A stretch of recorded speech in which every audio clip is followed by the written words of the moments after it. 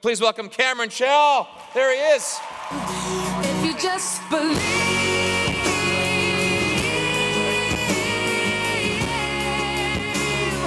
you can move mountains with dreams. How many people, speaking of millennials, I'm a Gen X. How many Gen Xers here? You know, we invented the internet. Thank you. Millennials can thank us all for that one. How many people remember the Tony Robbins cassettes? Yeah? I was gonna bring mine here today. I got about 5 sets of them.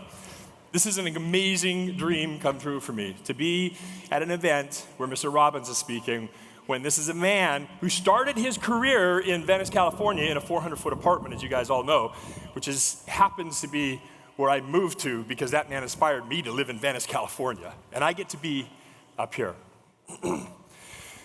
So, why am I here? I'm here because I can't learn. Let me say, gee, well, what does that really mean? I can't learn, and that's why I've had a lot of adversity and some catastrophic events that I've been involved in. I had to be taught. So how many people here, when you're really, really honest with yourself, how many people here are in a situation, it's a tough situation, and you know the right answer? Now, you might not go do the right answer, but you always know the right answer. How many people have experienced that? And why don't you do the next right thing? Why don't you? Well, maybe because you're people-pleasing, or maybe because it's just not that easy to do. And regardless, for whatever reason, you might go down a path and do a bunch of things that eventually will lead you to a situation where you feel it's okay to do the thing that you should have done and that you know you would have done in the first place if you would have known how to learn, as opposed to being had to have been taught. There's a big difference. We all talk about wanting to be learners. Let's go learn, let's go learn, let's go learn. I'll tell you what, I can read a book and I can see all these incredible things, but if I don't get into it, if I don't go experience it and learn it, like from being taught it, I don't really identify with it. I don't really have that opportunity to then put it to practice. How many people here have a tough time learning in a classroom? Yeah. How many people here can read exactly what they're supposed to do or what somebody else successful has done and then just don't do the exact same thing? Why do we do that? It's because we need to experience. We have 400,000 hours, as Tony Lacavera talked about. And in those 400,000 hours, all that counts is our experience. And whether that experience is good or bad or up or down, it's all we have. And it's all we have to give with. So early on, so what I'm gonna hopefully share with you here today is how to take that and then learn how to build something impossible. Learn how to build something that's bigger than yourself. So my experience in life was that early on, I attained some success, and I did it on my own. And society tells us that that's what we're supposed to do. We're supposed to be that hero figure that got through everything tough and made sure that we succeeded. Look at me, I'm an inspiration. Bullshit, it's all about me. What's inspiring about that? I felt good about it. But the problem is we tend to lie to ourselves about how important it is what we're doing or what we're accomplishing or what it really means in the end. So ultimately, that type of success leads to desperation. So I want to share with you here today the experiences that I now understand I was privileged to go through. And now get to share them here with you today. So, we started talking about the internet bubble.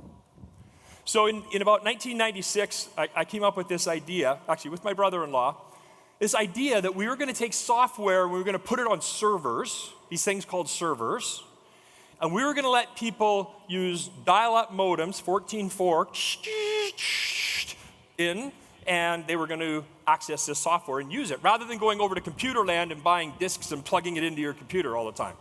Crazy idea, crazy idea. That was the first cloud computing company, and it was called FutureLink. And we were really fortunate because we went out and we got validation from a couple of customers, and we've landed a couple of signature accounts. And these were either consumer packaged companies, a little company called Microsoft, and they decided that they were going to try this little experiment and put Microsoft Office online and let people dial up and try using it. And it was painful. It was like, hit a key, wait for it to happen, hit another key, blinker moves over, green screens. It was terrible. But a lot of people caught on because the mobile revolution, the economy was starting to happen. People were traveling more and they wanted to have access to critical data. So Microsoft came on as a client. They happened to bring a little project they had going on called Hotmail, which they had just purchased, and that became part of the suite that was on our servers. And this was all in Calgary, Alberta, in the bottom of Bow Valley Center, which was a downtown office building. So then we landed another client, which is called Great Plains, which was the dominant mid-market accounting software at the time. And so they came on, and so now we had an accounting system that people were using. And we had accounting firms that were done, and this thing was kind of catching on. People were kind of liking it. And so we grew the company. And we grew it with great revenue. And then there was this internet bubble that was happening. And so at 25 years old, I happened to be the CEO of a company that was pushing well over $100 million in revenue, and there was a bunch of people going, you should take this thing public on NASDAQ. And we did. And it was a $3 billion company. And at that moment, I realized I was the smartest man on earth.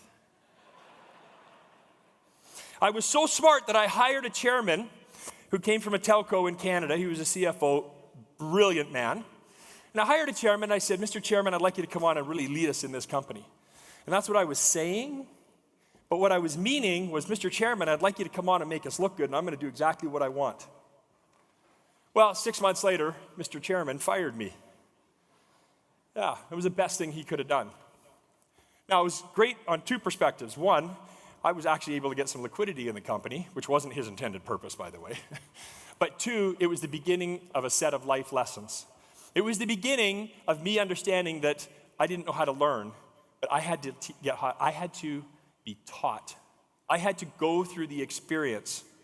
Everybody warned me that this was going to happen. Everybody gave me lots of coaching about what an arrogant prick I was. Everybody told me that all my ideas weren't brilliant and that I maybe just got a little bit lucky at some points. But no, I had to figure that out for myself.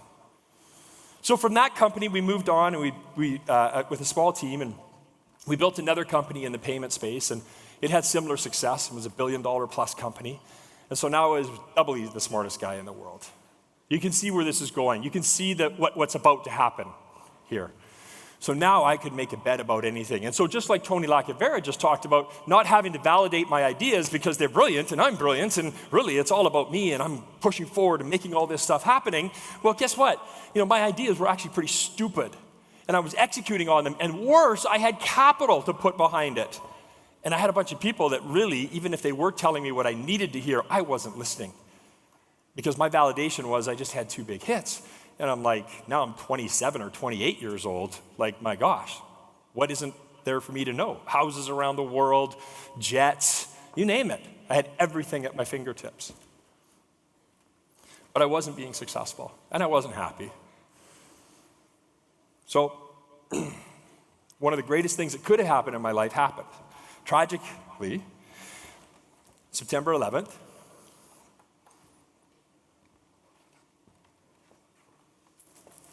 I was heading to a meeting downtown Manhattan, and I was late. And of course, I was furious about that. And it was everybody else's fault that I was late, of course. I couldn't take any responsibility for myself. And as I was walking in to Tower 1, Tower 2 was struck. And I got to tell you, at that moment, I really didn't know what was going on. And believe there's lots of people that have truly tragic stories about 9/11. And this isn't about a tragedy in that regard. It's about a lesson. It's about getting taught. And I was like, my first thought was, well, there's something going on. It was a bit surreal at the time. You just didn't have a perspective that a plane would have flown into a building. And my first thought was like, damn, I got a meeting in a couple hours in Midtown. I hope this doesn't screw up traffic. I mean, seriously, how self-centered can you be? And this is what society teaches us about being laser focused and getting on it and being number one and kicking ass. So we're hanging out. There was a bunch of us that were kind of like now hanging out on the main part of the grounds, trying to understand what had just happened. Was it a small plane that hit? What is it? And then all of a sudden, the earth shook. When the second plane came through that tower, it was like an earthquake. And instantly, everything changed. And whether you stood here or whether you were standing here determined if you were dead or alive. And I remember looking up and seeing nothing but paper.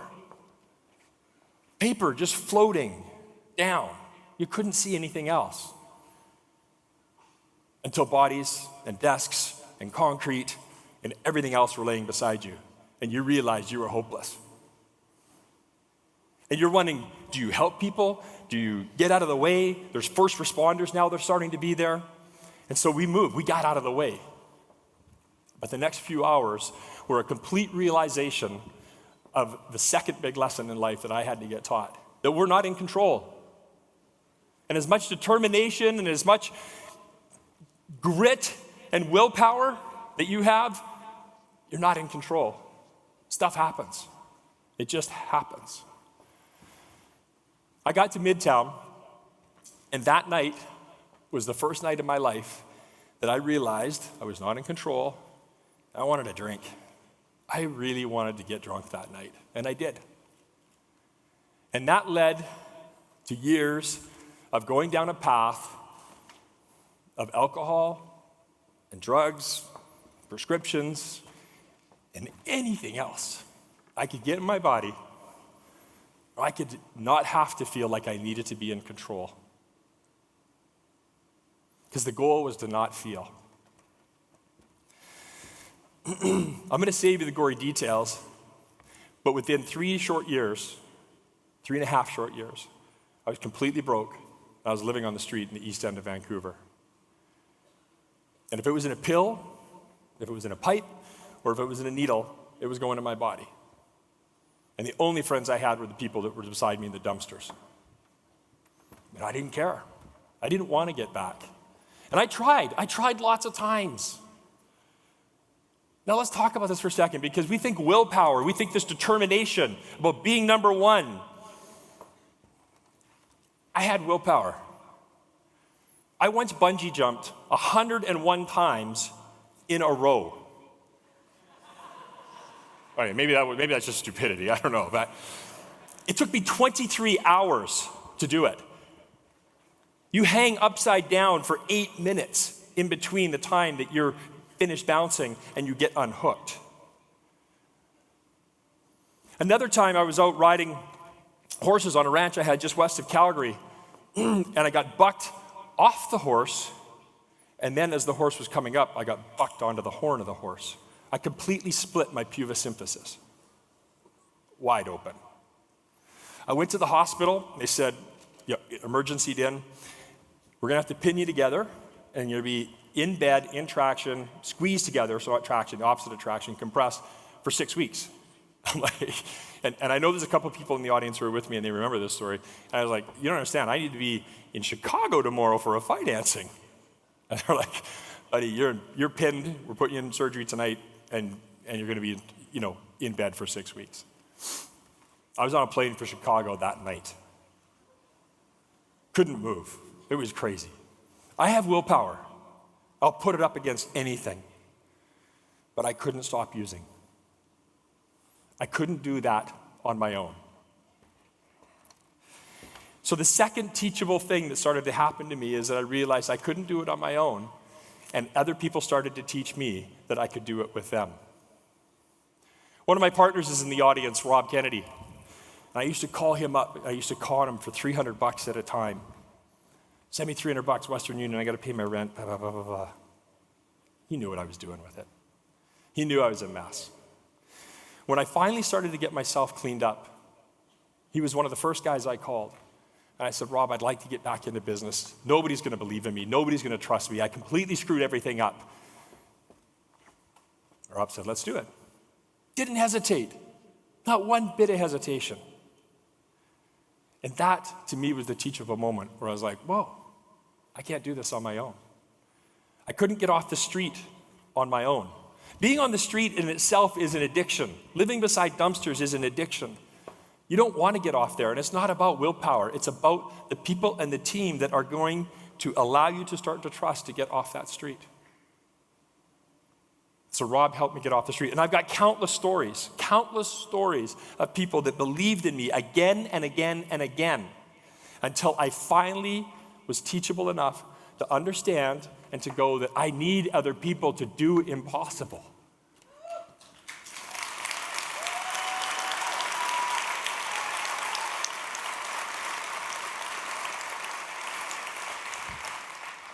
Thanks. I'm going to share some business stories that are about some things that we built in the last few years that were impossible. But nothing was more impossible than getting off the street. I couldn't do it. There's lots of things I can't do. And it's the most important thing I can say to myself now, what I can't do. But you know what? Because of it, I've learned and built a system to build impossible. So the first project that we built coming back, now you have to understand, here's an arrogant 20-something who was completely oblivious to everybody else's senses and feelings, made a ton of money, pissed everybody off, crashed and burned to everybody's delight, right? Lived on the street, decided to get cleaned up, was going to come back and build a new business. So you would think that, something simple, a little stepping stone might be a great first business to try.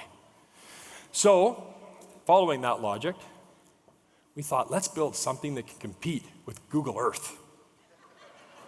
Makes sense? Let's build Google Earth Live.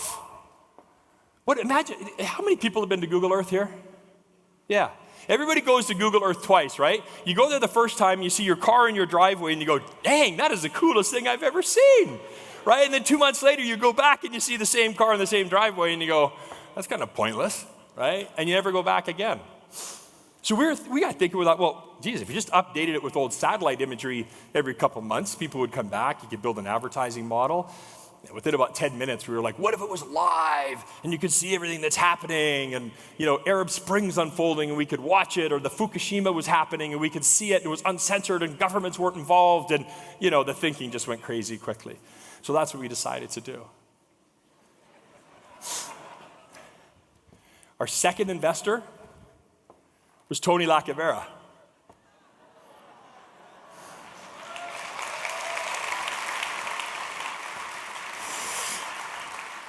Tony was in the middle of his own shit at that time, by the way. If you didn't, he decided to take on the CRTC and the 3 or 4 of the biggest, most powerful companies in Canada. So, needless to say, he didn't bet on the idea. He bet on the cause. He bet on the fact that we were building a community to do something amazing. And if it didn't work, he just wanted the experience to be involved in it. Now, trust me, Tony doesn't like to lose money, right? That's not why he was doing it. And that's not why he bet with us. Today, long story short, again, what we ended up doing is we ended up putting cameras on the outside of the International Space Station. No space experience, I'm not an engineer. We had an amazing team with with 3 other incredible co-founders who today are still running that business. And 5 years later, that company just reported its earnings. It'll do $50 million this quarter.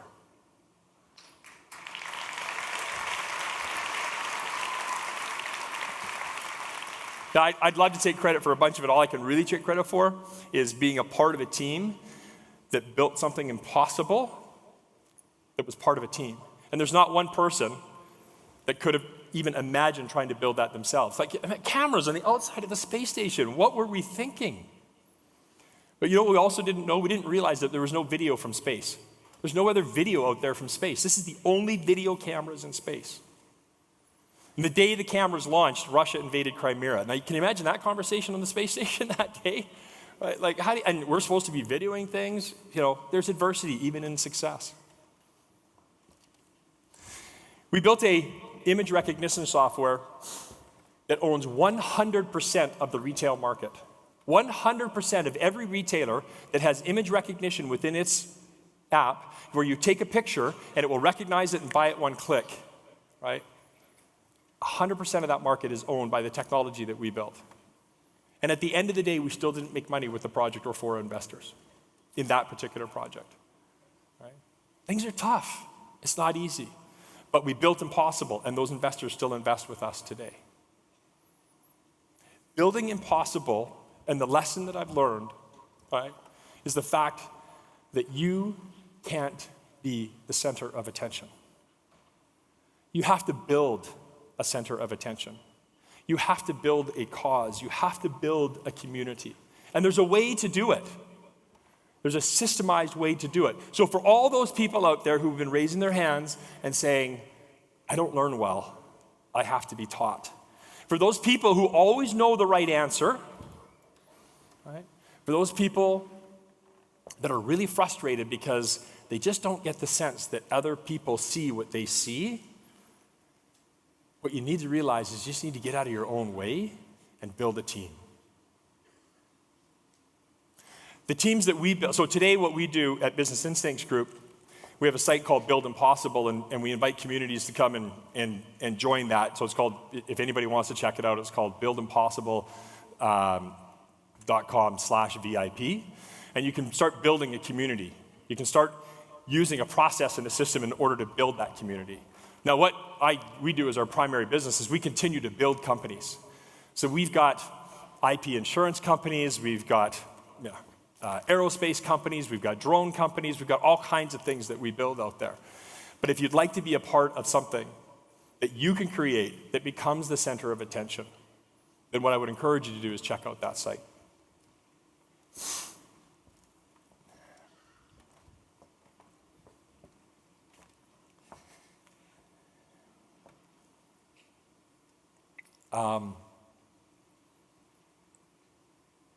My 16-year-old son's watching right now.